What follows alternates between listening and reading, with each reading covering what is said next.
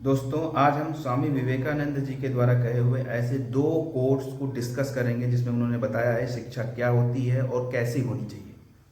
साथ ही साथ ये भी डिस्कस करेंगे कि नो वन इज परफेक्ट। जो ये कोट यूज़ करते हैं हम, क्या ये हमें अपनी नॉर्मल लाइफ में यूज़ करना भी चाहिए या नहीं, क्या ये सही है यूज़ करना।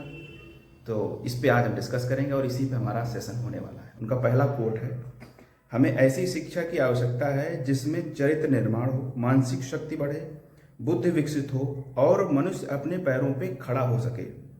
हमें ऐसी शिक्षा की आवश्यकता है जिसमें चरित्र निर्माण हो, मानसिक शक्ति बढ़े, बुद्धि विकसित हो और मनुष्य अपने पैरों पर खड़ा होना सीखे। तो ये कहा है स्वामी विवेकानंद ने। अब जरा हम समझते हैं कि इस एक कोट में स्वामी विवेकानंद जी ने 4 वर्ड्स यूज किए। अब उन चारों का हम मतलब समझते हैं कि यहाँ पे स्वामी विवेकानंद जी कहना क्या चाहते हैं। उन्होंने कहा चरित्र निर्माण हो, ऐसी शिक्षा जिसमें चरित्र निर्माण हो, कैरेक्टर डेवलपमेंट होना बहुत ज़रूरी है। क्यों? आप ऐसे समझिए कि जैसे कोई डॉक्टर है, कोई डॉक्टर बन गया है और वो पेशेंट्स को देख रहा है, लेकिन अगर एक डॉक्टर चरित्रहीन है, उसका चरित्र सही नहीं है, तो वो क्या करेगा? एक डॉक्टर स्वास्थ्य देता है लोगों को, फेयरलेसनेस देता है कि अगर भाई बीमार हो तो सही हो जाओगे, तुम्हारा इलाज हो जाएगा। लेकिन वो डॉक्टर जो चरित्रहीन है वो क्या करेगा? वो ये करेगा कि आपको स्वास्थ्य नहीं देगा, आपका स्वास्थ्य नहीं दे पाएगा और साथ ही साथ वो आर्थिक रूप से आपको कमजोर कर देगा। असल में उसका काम है व्यक्ति को स्वास्थ्य देना, लोगों को स्वास्थ्य देना, हेल्थ देना, लेकिन वो ऐसा नहीं करेगा। क्यों नहीं करेगा? क्योंकि उसके अंदर चरित्रहीनता आ गई है। इसी तरीके से अगर एक पुलिस वाले के अंदर चरित्रहीनता आ जाए, ये बहुत ही हैजार्डस सिचुएशन होती है। एक पुलिस ऑफिसर होता है सिक्योरिटी के लिए, आम लोगों की सिक्योरिटी के लिए, सुरक्षा के लिए, उसकी आम लोगों के को फियरलेस बनाया जा सके, वो आराम से जीवन यापन कर सके, घूम सके, जहाँ आना जाना है उनको किसी तरीके की कोई डर ना हो, कोई फियर ना हो। लेकिन अगर एक व्यक्ति, एक पुलिस वाला चरित्रहीन है तो असल में ऐसा नहीं होगा। तो क्या होगा? तो होगा ये कि जो सोसाइटी है उसमें रहने वाले जो लोग हैं वो फियरलेस होने की जगह फियरफुल हो जाएंगे, फियरलेस होने की जगह फियरफुल हो जाएंगे। इसका परिणाम ये निकलेगा कि लोग जिनकी सिक्योरिटी के लिए पुलिस बल को तैनात किया गया है या पुलिस सेवा होती है, असल में वो लोग ही लगेंगे, पुलिस वालों से डरने लगेंगे और उन आम लोगों के मन में पुलिस वालों से ही सुरक्षा की भावना नष्ट हो जाएगी। ये हमें सुरक्षा नहीं दे सकते। तो ये भावना कब नष्ट होगी? जब पुलिस ऑफिसर या पुलिसकर्मी जो काम कर रहा है वो चरित्रहीन है। असल में उसका चरित्र क्या है? उसका चरित्र है बिना किसी लालच, बिना किसी भय, उसकी जो ड्यूटी है वो ड्यूटी वो करता रहे, यानी कि लोगों को सिक्योरिटी और फियरलेसनेस देता रहे। जो भी वातावरण हो, जैसी भी स्थिति हो, उसमें वो शांति बनाए रखे, बनवाए लोगों से। लेकिन अगर वो ऐसा नहीं है, अगर वो चरित्रहीन है, तो वो क्या करेगा? वो रुपए का इंतजाम करेगा अपने लिए, उसमें धाक कैसे बढ़े उसका इस्तेमाल करेगा, उसकी पदोन्नति कैसे हो वो इसके लिए सोचेगा, उसकी जो बंधी हुई इनकम है वो तो है ही है, लेकिन वो आगे की कैसे इनकम अपनी जनरेट करे लोगों से, कैसे वो तरह तरह से कैसे वो अपनी इनकम बढ़ाए, किसी भी तरीके से उस पर सोचेगा, उस पर विचार करेगा। तो ये कैरेक्टरलेसनेस को दिखाता है, ये चरित्रहीनता को दिखाता है। और ऐसा पुलिस ऑफिसर कभी भी शांति की स्थापना नहीं कर सकता किसी भी क्षेत्र में, किसी भी राज्य में। इसी तरीके से यदि एक किसान जो होता है वो धरती का पुत्र है, मैं भी एक किसान का बेटा हूं, लेकिन अगर एक किसान चरित्रहीन हो जाए, आप सोच नहीं सकते कितनी बड़ी हानि पहुंचा सकता है एक किसान, एक चरित्रहीन किसान राष्ट्र को। एक किसान यदि चरित्रहीन हो जाता है तो आप समझिए कि वो धरती, जो जनरली होता क्या है कि एक जो किसान, जो आदर्श किसान की पृष्ठभूमि है, जो बैकग्राउंड है उसका, वो ये है कि एक किसान हमेशा धरती को माँ समझता है। क्योंकि वो अनाज दे रही है, फसल दे रही है, उसका जीवन यापन उसको पाल पोस रही है। लेकिन यही किसान अगर वो उसको फील्ड समझ रहा है धरती माँ का, इसलिए किसान हमेशा माँ समझता है। और कई त्यौहार तो ऐसे हैं जहाँ खेतों की पूजा भी होती है इस देश में, ताकि ये जो स्पिरिट है कि ये धरती माँ है, ये हमें फसल दे रही है, हमारा पालन पोषण कर रही है, ये नष्ट ना हो, इसके लिए पूजा पाठ भी होते हैं। धरती माँ की पूजा होती है, नई फसल आती है तो पूजा होती है। लेकिन अगर एक किसान चरित्रहीन हो जाए और उसके दिमाग में ये बैठ जाए कि यहाँ से मैं अपना उत्पाद लूँगा, बेचूंगा और मुनाफा कमाऊँगा, तो भैया सब गड़बड़ हो जाएगा।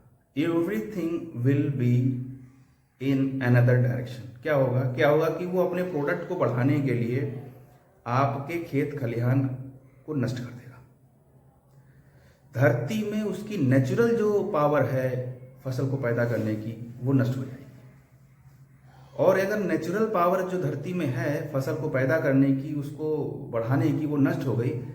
क्यों नष्ट हो गई? क्योंकि उसको अधिक उत्पाद चाहिए, अधिक रसायन का प्रयोग करेगा, अधिक मतलब मिल्किंग की जगह एक मिल्किंग नेचर होता है, एक होता है किसी चीज पर अत्याचार करना। तो वो अपने प्रोडक्ट को बढ़ाने के लिए कुछ भी करेगा।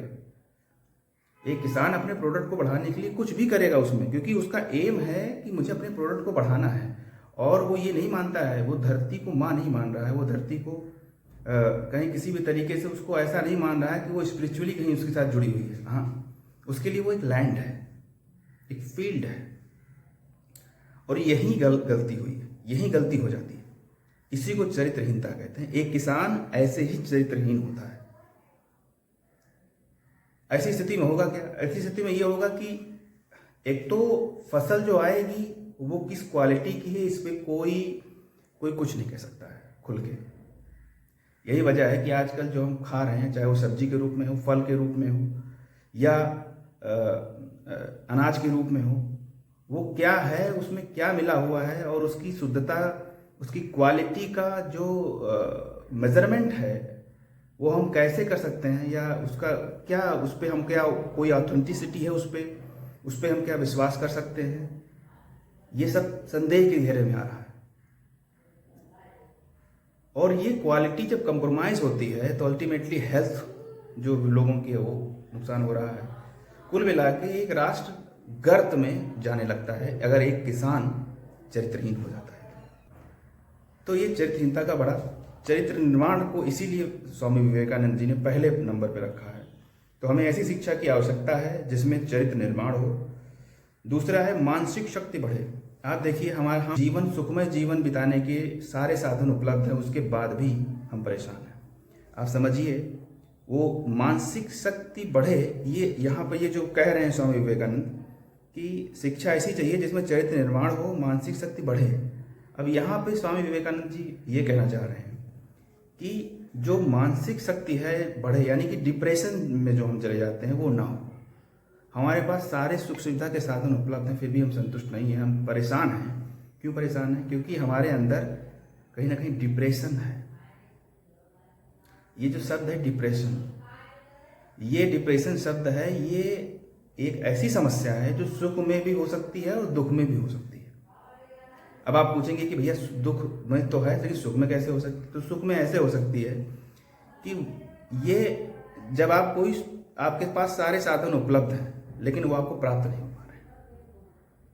सारे साधन उपलब्ध हैं, सुख के जितने साधन होने चाहिए वो सब आपने उपलब्ध कर लिए हैं अपने परिश्रम से, कैसे भी करके आपने उसको अपने लिए उपलब्ध करा लिया, लेकिन क्या आपके लिए वो प्राप्त हो पा रहा है? क्या आपको वो प्राप्त हो रहा है? नहीं हो रहा है। नहीं हो रहा है, इसलिए आप डिप्रेशन में हैं। कुछ लोगों को प्राप्त हो रहा है लेकिन सामने वाले को अधिक प्राप्त है, हमको कम प्राप्त है, इस कारण से वो डिप्रेशन में है। वो ये जो डिप्रेशन शब्द है वो लाइफ में दोनों ही पायदानों पर है, सुख में भी है और दुख में भी है। तो ये मन है ना, वो ये कभी नहीं सोचेगा कि आपने क्या प्राप्त कर लिया, वो हमेशा सोचेगा कि आपके पास क्या अब्सेंट है। और जब वो ये सोचेगा कि क्या आपके पास अब्सेंट है, तो फिर आप ये सोचोगे कि फला के पास अधिक है, या फला उसका अधिक उपलब्ध भी है और उसको प्राप्त भी कर रहा है। यही समस्या है और ये डिप्रेशन कॉज करता है। और ये जो नेचर है ये सुख और दुख दोनों के लिए है, दोनों में ऐसी स्थितियां बनती हैं। तीसरा शब्द जो प्रयोग करें, बुद्धि विकसित हो। स्वामी जी कह रहे हैं कि मानसिक शक्ति बढ़े, बुद्धि, ऐसी शिक्षा चाहिए जिसमें चैत्र निर्माण हो, मानसिक शक्ति बढ़े और बुद्धि विकसित हो। अब बुद्धि विकसित हो इसका मतलब ये है कि आप जॉब के लिए डिपेंडेंट ना हो। आप, यदि आपको जॉब नहीं मिलती है या आप कोई वैकेंसी निकली, आपने उसमें अप्लाई किया और आपका नहीं हो पाया है या आप नहीं हो कर पा रहे हो उस चीज़ को, हासिल नहीं कर पा रहे हो, तो कम से कम आप उसके लिए परेशान ना हो और आप खुद अपने लिए जॉब क्रिएट कर सको, अपना डेवलपमेंट आप खुद कर सको। ये स्वामी विवेकानंद जी कहते हैं। इतनी बुद्धि आपके पास होनी चाहिए, इतना जो है वो सोचने समझने की क्षमता होनी चाहिए, इतनी बुद्धि होनी चाहिए। और ये बुद्धि, ये क्षमता कौन दे सकता है? ये क्षमता केवल आपको शिक्षा दे सकती है। जब आपने सही से पढ़ाई की है और उसको जाना है, उपयोग में लाया है आपने उस चीज़ को, तो आई एम श्योर इतनी बुद्धि आपके पास आ जाएगी कि आप ये डिसाइड कर पाओ कि भैया अब आगे के खाने पानी का इंतजाम कैसे किया जाए, आगे की पीढ़ी जो है उसको कैसे सही से व्यवस्थित किया जाए, उसके लिए क्या क्या चीज़ें शिक्षा से आती हैं। चौथी बात करें, मनुष्य अपने पैरों पे खड़ा हो सके, यानी कि आप सेल्फ डिपेंडेंट हो सको। आप जो भी स्टैंड लेना चाहते हो, आप जो भी काम करना चाहते हो, उसको आप पूरी तन्मयता से कर सको। दूसरा, तो कुल मिला के अगर मैं कंक्लूड करूं अपनी बात को, तो एक स्वामी जी के अनुसार एक शिक्षा, यदि आप शिक्षित हैं, शिक्षा का जो उद्देश्य है वो ये होना चाहिए जो आपको कैरेक्टर दे सके, आपको डिप्रेशन से उबार सके, या ऐसी शिक्षा जिसमें डिप्रेशन ना हो, जॉब इंडिपेंडेंसी दे सके, आप किसी अपने उन्नति के लिए आप डिपेंडेंट ना रहो और सेल्फ डिपेंडेंट कर दे आपको। ये शिक्षा का उद्देश्य है। अब दूसरा कोट मैं पढ़ता हूं स्वामी विवेकानंद जी का, जिसमें वो कह रहे हैं, शिक्षा का अर्थ उस पूर्णता को व्यक्त करना है जो सब मनुष्यों में पहले से ही विद्यमान है। अब यहाँ एक शब्द, स्वामी जी एक शब्द प्रयोग कर रहे हैं जो है पूर्णता। कहने का मतलब ये है कि आपने, अब यहाँ पे मैं बताता हूँ आपको, आपने अक्सर सुना होगा लोगों कहते हुए कि नो वन इज परफेक्ट। ये कोट जो है वो गलत है। No one is perfect is a wrong quote. कैसे? जैसे 100 मीटर की दौड़ है और आप 90 मीटर ही दौड़ पाए, तो 90 मीटर आप दौड़ गए लेकिन आप 100 मीटर नहीं कर पा रहे हो। वहां खड़े होकर अगर आप ये कहो, अरे नो वन इज परफेक्ट, कौन 100 मीटर दौड़ता है? कोई नहीं, 100 मीटर कोई नहीं दौड़ता है। कौन दौड़ता है? कोई नहीं दौड़ता है। तो इसका मतलब ये नहीं हुआ कि 100 मीटर दौड़ा नहीं जा सकता। कहने का मतलब ये है कि जो काम आप नहीं कर पा रहे हो, अगर आप उस पर विचार करो, सोचो, तो आप ये पाओगे कि कोई काम आप नहीं कर पा रहे हो। क्यों नहीं कर पा रहे हो? क्योंकि जो उसमें रिक्वायर्ड है वो आप उपलब्ध नहीं करा पा रहे हो। जो रिक्वायर्ड है उस काम को, उस फल को प्राप्त करने के लिए आप उसके लिए पात्र नहीं बन पा रहे हो, वो आप उपलब्ध नहीं करा पा रहे हो, उसके पात्र नहीं बन पा रहे हो आप, इसलिए वो चीज़ आपको मिल नहीं रही। यदि इस बात को समझ लिया जाए कि क्या क्या आवश्यक है और उसके लिए यत्न किया जाए, तो निश्चित रूप से उसको प्राप्त किया जा सकता है। इसलिए यह कहना कि नो वन इज परफेक्ट, ये बिल्कुल गलत है। असल में हकीकत ये है, वास्तविकता ये है, रियलिटी ये है कि every one of us is perfect. It's a reality. तो मैं विश्वास करता हूं कि आज से आप इस कोट का प्रयोग यूज करना आप बंद कर देंगे, और आपको बंद कर देना चाहिए, या इसका प्रयोग करने से आपको बचना चाहिए। परफेक्ट। तो आई होप ये वीडियो आपको जरूर अच्छा लगा होगा। इसको लाइक कीजिए, सब्सक्राइब कीजिए और जम के शेयर कीजिए। Thank you very much for watching. Best of luck.